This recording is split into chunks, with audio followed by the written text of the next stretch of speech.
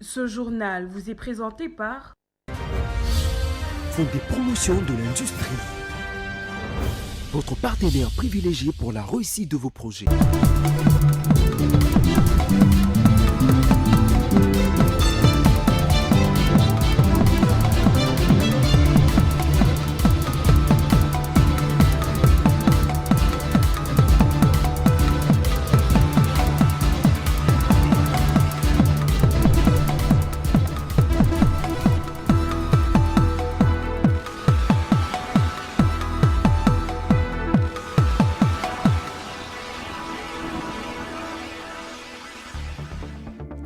Alors qu'elle lutte contre la rébellion du 1-23 soutenue par le Rwanda, la République démocratique du Congo a offert aux États-Unis un accès exclusif à des minéraux essentiels, notamment en échange d'une assistance en matière de sécurité. Puis, suspension du directeur général de l'Agence nationale pour le développement de l'entrepreneuriat congolais ANADEC par le ministre de l'Industrie et développement des petites et moyennes entreprises, Louis Watum Kabamba, pour faute administrative. Plus de détails dans ce journal. Et à l'international, le gouvernement camerounais a lancé un programme de construction de 10 000 logements sociaux afin de lutter face au déficit des logements estimé à 2,5 millions d'unités. Bienvenue à cette grande édition du journal télévisé, madame, messieurs. Nous allons débuter par cette information d'actualité. La République démocratique du Congo a offert aux États-Unis d'Amérique un accès exclusif à des minéraux essentiels et à des projets d'infrastructure en échange d'une assistance en matière de sécurité alors qu'elle lutte contre la rébellion du 1-23 soutenue par le Rwanda. L'agence américaine Bloomberg croit savoir que l'administration Trump est ouverte à la proposition congolaise. Plus de détails avec Patrick Ilunga. Selon l'agence américaine Bloomberg, Kinshasa a adressé une lettre au secrétaire d'État américain Marco Rubio dans laquelle le Congo demande une réunion urgente entre le président Félix Tshisekedi et Donald Trump pour discuter d'un pacte qui donnerait aux entreprises américaines un accès à certains des minéraux les plus convoités pour la transition énergétique. En tant que premier fournisseur mondial du cobalt et grand producteur de lithium, de tantal, de l'uranium, des ressources de la RDC qui font partie intégrante de la compétitivité industrielle et de la sécurité nationale des États-Unis, lit-on dans la lettre portée par un groupe d'affaires Afrique-États-Unis qui fait du lobbying au nom du Congo. Le partenariat que propose la RDC offre aux États-Unis d'Amérique une occasion unique d'établir une chaîne d'approvisionnement fiable et exclusive. L'administration Trump est ouverte à la discussion des partenariats dans ces secteurs, a déclaré le département d'État dans un courriel. Le partenariat avec les entreprises américaines renforceront les économies des États-Unis d'Amérique et de la RDC, a noté l'agence Bloomberg.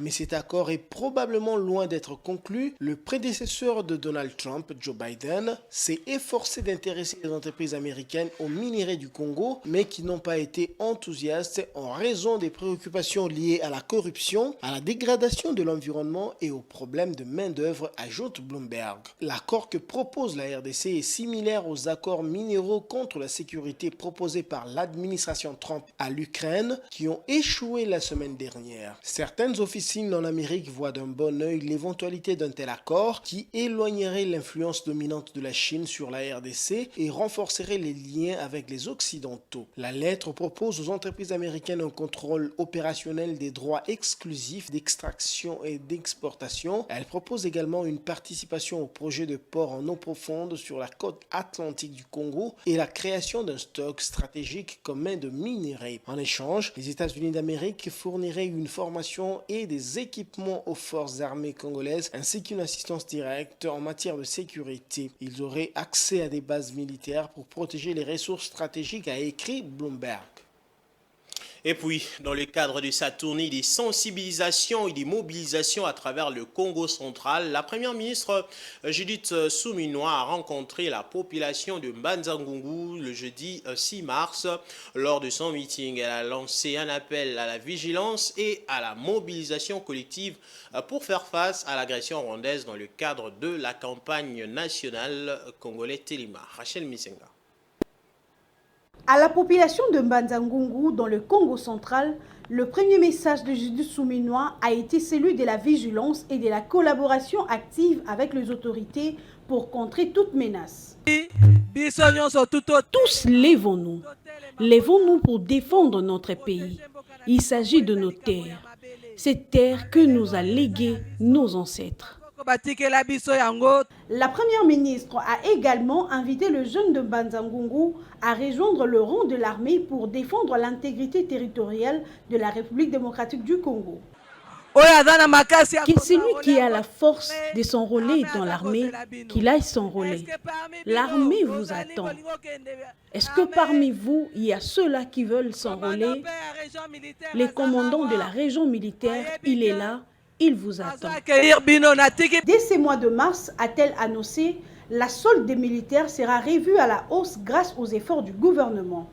Elle a toutefois invité la population à soutenir l'effort de guerre en apportant sa contribution pour renforcer les capacités de forces armées dans la lutte contre le mouvement terroriste M23 soutenu par le Rwanda. Pour ce mois de mars, les militaires verront leur solde augmenter pendant cette période du mois de mars. Cette visite s'inscrit dans le cadre d'une tournée nationale visant à renforcer les fronts populaires contre l'agression extérieure et à mobiliser les citoyens autour des efforts de défense et de développement du pays. La sensibilisation contre l'agression rwandaise prend les ampleurs internationales. Ah oui, par exemple en Belgique, un jeune d'origine congolaise a pris seul l'initiative de mobiliser l'opinion de sa ville adoptive en faveur de la République démocratique du Congo. Suivez. En Europe, collectivement ou individuellement, de nombreuses personnes se mobilisent pour sensibiliser contre l'agression de la RDC par le Rwanda. Parmi elles, Moïse Soul Hanawej, qui a choisi un endroit très fréquenté dans sa ville d'adoption pour toucher le maximum de personnes qui habitent sa ville adoptive de Belgique. J'ai voulu organiser une action à Oui pour dénoncer ce qui se passe dans mon pays d'origine, qui est le Congo. Vous savez, il y a une guerre qui dure plus de 30 ans et il y a moins de 2-3 semaines, deux plus grandes villes de l'Est du Congo sont tombées. Donc je parle de Goma et Bukavu. Et donc il était important d'organiser une action ici à Oui, parce que c'est une ville importante qui a une grande histoire avec notre pays, le Congo, parce que chaque année ici à Oui, on fête l'indépendance du Congo, mais quand il s'agit de l'agression aussi du Congo, on doit le dénoncer. On a choisi cette belle place qui est la place de Oui, la grande place de Oui. Pour toutes qui s'arrêtent, Moïse Soul s'efforce de lui expliquer les enjeux de cette guerre aux conséquences humaines incalculables. Il s'appelle le coltan. Et cette minerai-là, c'est le minerai qui nous aide à avoir tous les jours le petit gadget qu'on a au quotidien, que ce soit nos GSM, nos GSM bien sûr, nos écrans de télévision. Aujourd'hui on parle de voitures électriques. Ben, si on a une voiture électrique aussi, c'est grâce au cobalt qui se trouve à l'est du Congo pour fabriquer des batteries qu'on se trouve dans des voitures électriques. Moïse Soul entend convaincre les habitants de sa ville de non seulement militer pour la cause ukrainienne, mais aussi pour celle de la RDC. C'est plus de 8 millions de morts pendant plus de 30 ans. C'est quasi les 3/4 de la population belge qui a perdu la vie. Et moi j'ai de la famille, j'ai des amis qui habitent à Goma. Et chaque jour j'essaie de prendre des nouvelles. C'est très compliqué pour eux. Donc voilà pourquoi aujourd'hui on essaie de dénoncer. N'oublions pas les Congos, mais aussi on parle de l'Ukraine, mais n'oublions pas le Congo parce que c'est important aussi de dénoncer cette guerre qui touche le peuple congolais. Pour le plus averti, c'est de l'ensemble de ces actions, à la fois individuelles et collectives, menées par les Congolais, ou qui se trouve que la RDC pourrait mettre définitivement un terme à cette guerre. Autre chose à présent, la Cour constitutionnelle siégeant en matière de contrôle de constitutionnalité et d'interprétation a tenu une audience publique, c'est vendredi 7 mars 2025 Au cours de cette audience, 62 causes ont été examinées, dont 5 en procédure normale et 57 en procédure de flagrance, de filtrage, allais-je dire. Sur ces 62 causes examinées, seulement 2 ont été jugées recevables et fondées par la Haute Cour. Patience Lokeke. Au total, 62 causes ont été appelées et jugées au cours de l'audience publique tenue ce vendredi 7 mars à la Cour constitutionnelle au terme des contrôles de la constitutionnalité et d'interprétation. Sur les 62 causes, seules 5 causes ont suivi le traitement normal et 57 autres affaires ont été examinées suivant la procédure de filtrage. Parmi les 5 causes traitées en cours normal, il y a notamment la requête de M. Kazadika Chamba fils sous R. 2193 a été déclarée irrécevable. La requête de M. Lunga Bembata Nabou Constant sous R. 2268 a été déclarée recevable mais non fondée. Dans cette cause, la Cour a été saisie en inconstitutionnalité des arrêts rendus par la Cour d'appel d'Issiro et par les conseils d'État en matière de contentieux des résultats des élections des gouverneurs et vice-gouverneurs. Dans son arrêt rendu ces jours, la Cour constitutionnelle a décliné sa compétence à l'égard de l'arrêt RCRG rendu par la Cour d'appel d'Issiro. La Cour a été saisie également par la requête du regroupement politique FDC et alliés en inconstitutionnalité de l'arrêt sous REA 218 rendu par les conseils d'État en matière de contentieux des résultats des élections législatives provinciales au Nord Ubangi. Considérant la requête de l'Assemblée provinciale des Sankourou en appréciation de la conformité à la Constitution des articles 61, 98, 103, 104 et 102 conformément au règlement intérieur de la dite Assemblée, la Cour a déclaré l'article 61 en mandé conforme à la Constitution à la réserve qu'elle avait énoncée le 24 avril 2024 sous l'arrêt R. 2159. Outre ces 4 requêtes, la Cour a examiné la requête de M. Kazembe Shela en son inconstitutionnalité de son interpellation et sa déchéance comme vice-gouverneur du Haut-Katanga. Il faut dire que parmi les 62 dossiers, seuls des dossiers ont été examinés par la Cour sans être rejetés. Et comme je l'ai annoncé en titre, le ministre de l'Industrie et Développement de petites et moyennes entreprises, Louis-Watum Kabamba, a suspendu le directeur général de l'Agence nationale pour le développement de l'entrepreneuriat congolais, ANADEC en sigle, Kizaba Amkampese Godefroy pour de fautes administratives actées et documentées dans le procès verbal de la réunion extraordinaire du conseil d'administration du 10 et 11 février dernier. Plus de détails avec Dieudonné Bouanali dans ses commentaires de Francine Moukeba.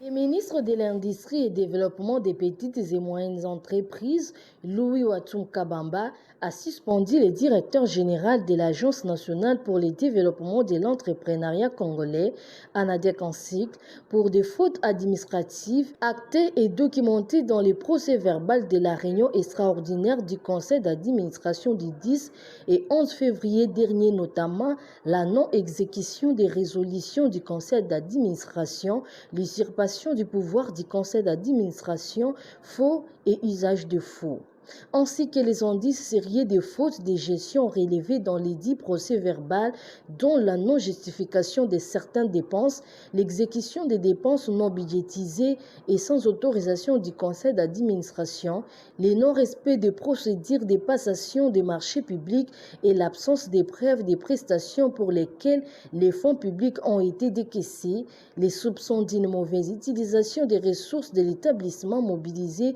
notamment en novembre et décembre 2024 ayant occasionné la précarité de la situation financière mise à charge de M. Kizaba Akampese Godefroy à sa qualité de directeur général de l'ANADEC. En conséquence, est suspendu à titre conservatoire pour une durée de 90 jours de toutes ses fonctions de directeur général de l'Agence nationale de développement de l'entrepreneuriat congolais, M. Kizaba Akampese Godefroy. Une commission d'enquête sera mise sur pied par un acte séparé afin de vérifier les faits mis à charge de l'intéressé, de permettre à ces derniers de présenter ses moyens de défense et de produire ainsi un rapport au gouvernement. Le directeur général adjoint a été chargé par le ministre de l'Industrie d'assurer l'intérim. Et puis la 4e édition du forum sur la vaccination et l'éradication de la poliomyélite, vous avez compris que nous parlons santé à présent, c'est clôturé le 6 mars à Kinshasa. Ce forum tenu en 2 jours a été co-organisé par le ministre de la Santé et le ministère donc de la Santé et les conseils nationaux de la couverture santé universelle dans le but de réaffirmer l'engagement du gouvernement congolais dans sa lutte contre cette maladie. Suivez. La 4e édition du forum sur la vaccination et l'éradication de la poliomyélite s'est clôturée ce jeudi 6 mars 2025 à Kinshasa. Dans son mot des circonstances, le ministre de la Santé est revenu sur quelques résultats de ces 2 jours de travaux. Réaliser un état des lieux de la vaccination en République démocratique du Congo et identifier les grands défis auxquels notre pays est confronté. Deuxièmement, nous avons évalué le niveau de mise en œuvre des engagements à tous les niveaux. Ensuite, nous avons encouragé les provinces à augmenter le financement domestique pour la vaccination et surtout en assurer le suivi. Nous avons aussi focalisé nos efforts du programme sur les 0 doses et les enfants insuffisamment vaccinés dans les zones selon leurs réalités spécifiques. Il a par ailleurs souligné les 2 innovations de ces forums. Au cours de cette 2e journée, 2 activités à huis clos ont été également conduites. D'une part, le renouvellement des engagements par les délégués provinciaux avec endossement. Je répète donc, avec endossement de la déclaration de Kinshasa qui a été modifiée, et d'autre part, par un huis clos entre le ministère de la Santé, Hygiène et Prévention sociale et les délégués de l'exécutif provincial, où l'accent a été mis sur la participation des exécutifs provinciaux dans la planification budgétaire du pays. Notons que c'est le vice-premier ministre, ministre de l'Intérieur, Jacquemin Chabani, représentant le chef de l'État, Félix Antoine Tshisekedi, qui a procédé à la clôture de ces forums qui s'est étendu sur 2 jours et qui a connu la participation des différents acteurs venus tant à l'intérieur qu'à l'extérieur du pays. On va prendre cette information en bref. Une délégation de Léopard U17 de la République démocratique du Congo est arrivée à Lomé au Togo dans l'après-midi de ce vendredi 7 mars où elles vont jouer le match aller du 2e tour des éliminatoires de la Coupe du Monde féminine de moins de 17 ans face au Bénin le dimanche 9 mars prochain. Vous aurez plus de détails dans notre prochaine édition. Et c'est avec cette brève sportive que nous allons nous envoler comme les léopards pour la page internationale cette fois.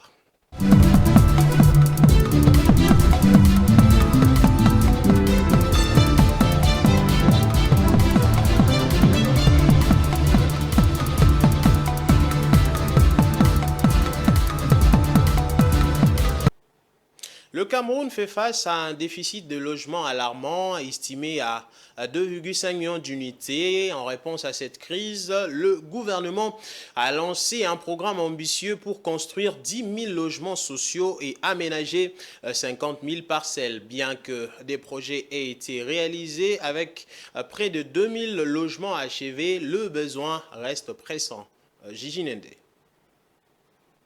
Le Cameroun fait face à un déficit de logements sociaux estimé à environ 2,5 millions d'unités, ce qui pose un défi majeur pour le gouvernement et les autorités locales. Pour remédier à cette situation, le pays a lancé en 2009 un programme ambitieux visant à construire 1000 logements sociaux et à aménager 50 000 parcelles constructibles. Ce programme a déjà permis la réalisation de près de 2000 logements dans plusieurs villes, notamment Yaoundé, Douala et Bafoussam. Pour soutenir ces efforts, un projet de construction d'une base industrielle pour la production de matériaux et préfabriqués est en cours à Mbakomo auprès de Yaoundé. Ce projet devrait permettre de produire plus de 1000 logements par an à partir de 2026. Les prix de logements au Cameroun varient considérablement, allant de 30 millions à 836 millions de francs CFA. À l'horizon 2035, la société immobilière de Cameroun envisage de produire régulièrement 10 000 logements de haut standard crowdfunding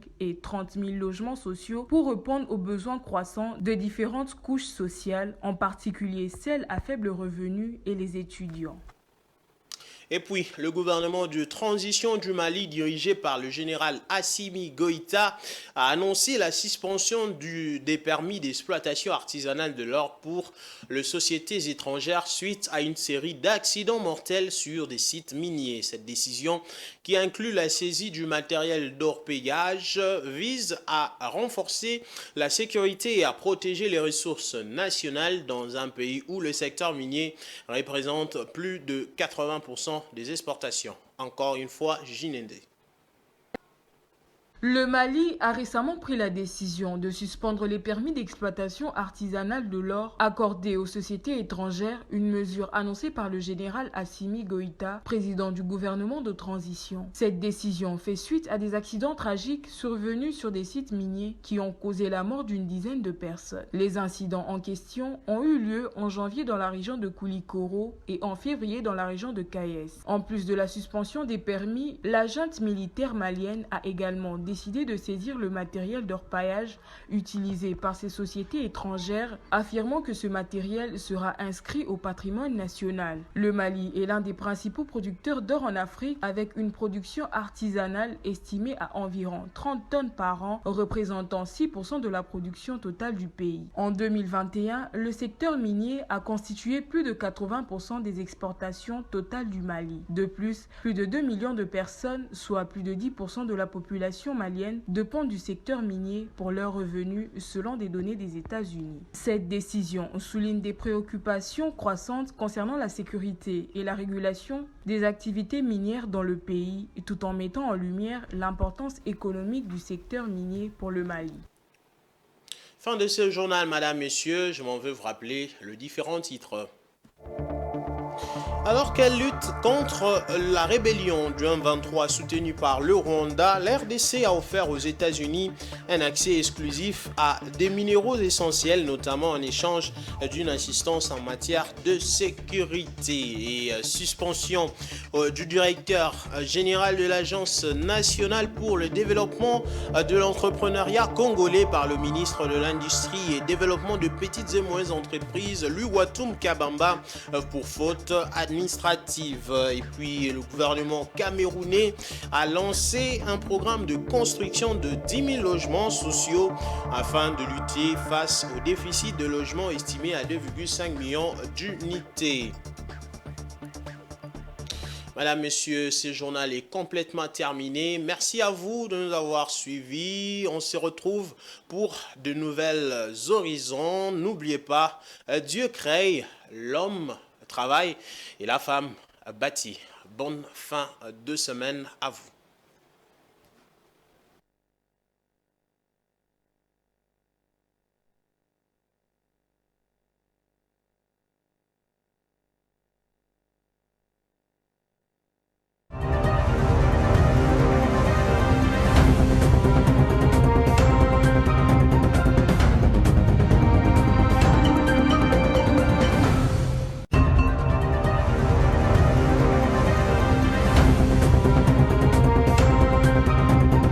Ce journal vous a été présenté par Fonds des promotions de l'industrie.